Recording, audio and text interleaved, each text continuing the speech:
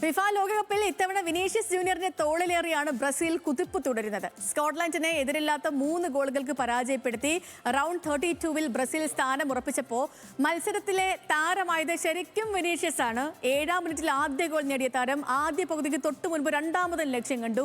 ടൂർണമെന്റിൽ വിനീഷ്യസിന്റെ 4ാം ഗോളായിരുന്നു ഇത്. ബ്രസീലിന്റെ 3 ഗ്രൂപ്പ് മത്സരത്തിലും ഗോൾ നേടിയതെന്ന് മാത്രമല്ല 3 കളിയിലും മികച്ച താരമായിട്ട് മാറിയതും വിനീഷ്യസ് ജൂനിയർ തന്നെയായിരുന്നു. വേൾഡ് കപ്പ് ഡെസ്കിൽ നിന്ന് നമ്മുടെ കിലാഫ് ചേരുന്നുണ്ട് തത്സമയം. കിലാഫെ, good evening. Good evening Sethu. Good evening. 981 ദിവസത്തെ ഇടവേളയ്ക്ക് ശേഷമാണ് കാനറുകളുടെ സുൽത്താൻ നെയ്മർ അദ്ദേഹം കളത്തിലേക്ക് വരുന്നത്. നെയ്മർ കളത്തിലേക്ക് എത്തുമ്പോൾ സ്വാഭാവികമായിട്ടും ബ്രസീൽ ആരാധകരുടെ സന്തോഷത്തിന് അതിരില്ലാതാകുന്നതാണ്. പക്ഷേ ഇക്കഴിഞ്ഞ 3 മത്സരം കൊണ്ട് തന്നെ ബ്രസീൽ പരിശീലകൻ കാർലോ ആൻചലോട്ടി ഈ ടീമിനെ ഒരുക്കുന്നത് വിനീഷ്യസ് എന്ന് പറയുന്ന ഒരാളെ കേന്ദ്രീകരിച്ചു കൂടിയാണ് എന്ന കാര്യത്തിൽ ഒരു വ്യക്തത വന്നിരിക്കുന്നു എന്ന് പറയാം. പോർച്ചുഗലിലെ പോലെ ബ്രസീലിനും ഒരു 7ാം നമ്പറുകാരൻ കുന്തമുനെ ആവുകയാണോ കിലാഫെ? തീർച്ചയായും സേതു സൂചിപ്പിച്ചതുപോലെ തന്നെ പോർച്ചുഗലിന് പിന്നാലെ ബ്രസീലിനും ഒരു 7ാം നമ്പറുകാരൻ ഒരു കുന്തമന ആകുന്ന കാഴ്ച തന്നെയാണ് ഈ ലോകകപ്പിലെ ആദ്യ 3 മത്സരങ്ങൾ കഴിയുമ്പോൾ ബ്രസീലിനായി കാണുന്നത്. അതിൽ വിനീഷ്യസ് ജൂനിയറിന്റെ കൃത്യമായ ഒരു ഇടപെടലാണ് ഈ ഓരോ മത്സരങ്ങളിലും തോൽവിയിൽ നിന്ന് അല്ലെങ്കിൽ ആദ്യ മത്സരത്തിൽ ഒരു തോൽവിയിലേക്ക് പോകുന്നതിൽ നിന്ന് ബ്രസീലിനെ രക്ഷിച്ചത്. അത് മൊറോക്കോക്കെതിരെ ആയിരുന്നു ആ ഒരു വിന്നിംഗ് ഗോൾ വന്നത്. വിനീഷ്യസിന്റെ വിന്നിംഗ് ഗോളിലൂടെയായിരുന്നു ആ ഒരു മത്സരത്തിൽ സമനില പിടിച്ചത്. നമുക്കറിയാവുന്ന പോലെ തന്നെ ആ ഒരു മത്സരത്തിൽ മൊറോക്കോ താരങ്ങൾ റഫീഞ്ഞയെ പൂട്ടിട്ട് പിടിച്ചപ്പോൾ അവിടെ ഓപ്പൺ ചാൻസുകൾ ക്രിയേറ്റ് ചെയ്യുകയും അതേപോലെ തന്നെ ഗോളിലേക്ക് എത്തുകയും ചെയ്തത് വിനീഷ്യസ് ആണ്.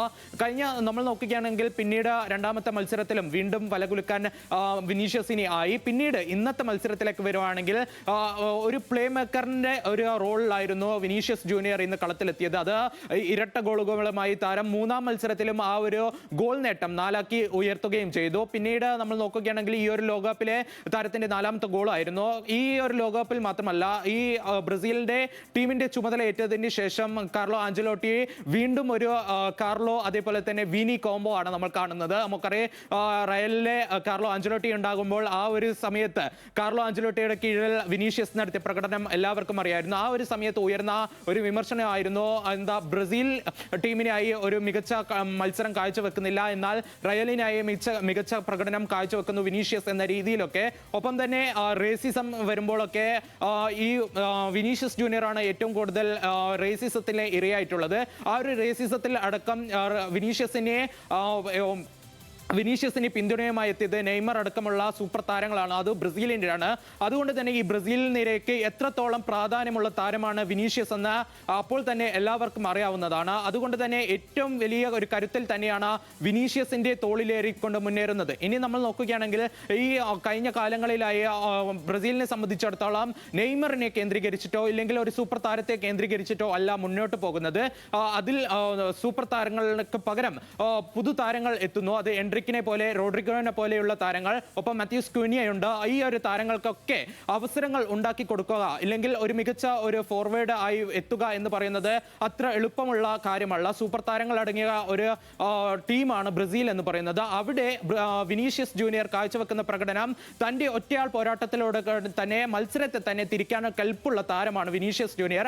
അത് തന്നെയാണ് ഈ ഒരു ലോകകപ്പിൽ നമ്മൾ കണ്ടത്. പിന്നീട് നമ്മൾ നോക്കുകയാണെങ്കിൽ സുൽത്താന്റെ കാര്യമാണ് നമ്മൾ പറയേണ്ടത്. 981 ദിവസങ്ങൾക്ക് ശേഷമാണ് ശുൽത്താൻ ഈ കളത്തിലേക്ക് എത്തിയത്. അതും നമ്മൾ ഏറ്റവും എടുത്തു പറയേണ്ടത് 3 വർഷത്തെ ഇടവേളയ്ക്ക് ശേഷം കളത്തിലെത്തിയ സുൽത്താൻ ഇന്ന് കണ്ണീരണിഞ്ഞുകൊണ്ടാണ് കളത്തിലേക്ക് എത്തിയത്. കാരണം 3 വർഷത്തെ ഇടവേള, പിന്നീട് പരിക്ക്, മെയ് മാസത്തിൽ വീണ്ടും പരിക്ക്, ആദ്യ 2 മത്സരങ്ങൾ നഷ്ടമാവുന്നു.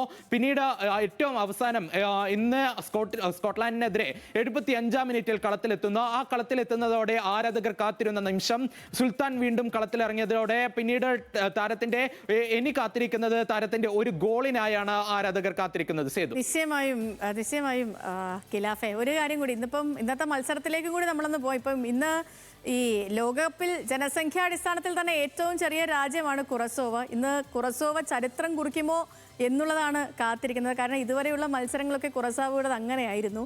അതേപോലെ തന്നെ ഐവറി കോസ്റ്റിനെതിരെ ജയിക്കുവാണെങ്കിൽ നോക്കൌട്ട് പ്രതീക്ഷ കുറസോവയ്ക്കുണ്ട്. പിന്നെ നെതർലൻഡ്സിനും ജപ്പാനും ഒക്കെ ഇന്ന് മത്സരം ഉണ്ടല്ലോ. അപ്പം ഇന്നത്തെ മത്സരങ്ങൾ എങ്ങനെയാണ് കിലാഫെ?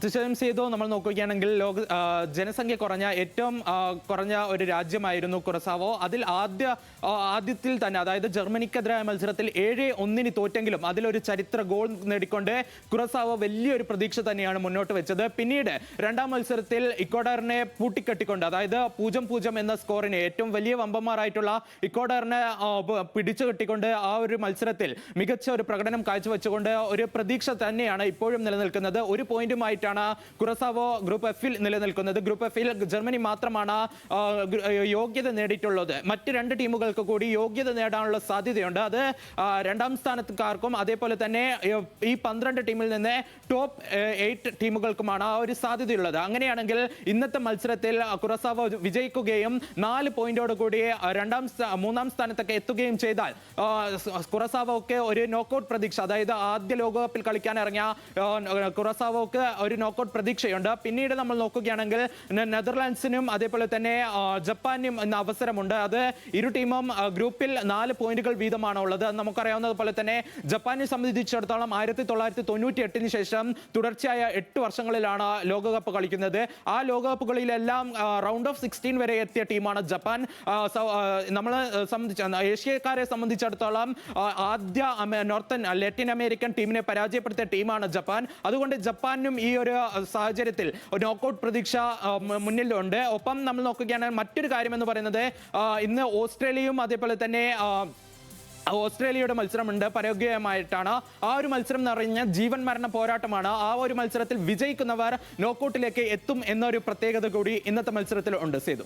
ഓക്കെ കിലാഫെ, അപ്പം ഇന്നത്തെ മത്സരത്തിൽ ടീമുകളുടെ പ്രതീക്ഷയും ഒപ്പം തന്നെ ബ്രസീലിൽ അതിൽ വിനീഷ്യസ് ജൂനിയർ എങ്ങനെയാണ് ആ ടീമിനെ ഇപ്പോൾ തോളിലേറ്റി മുന്നോട്ട് കൊണ്ടുപോകുന്നത് എന്ന കാര്യം കൂടി പറയുമായിരുന്നു നമ്മുടെ കിലാഫ്.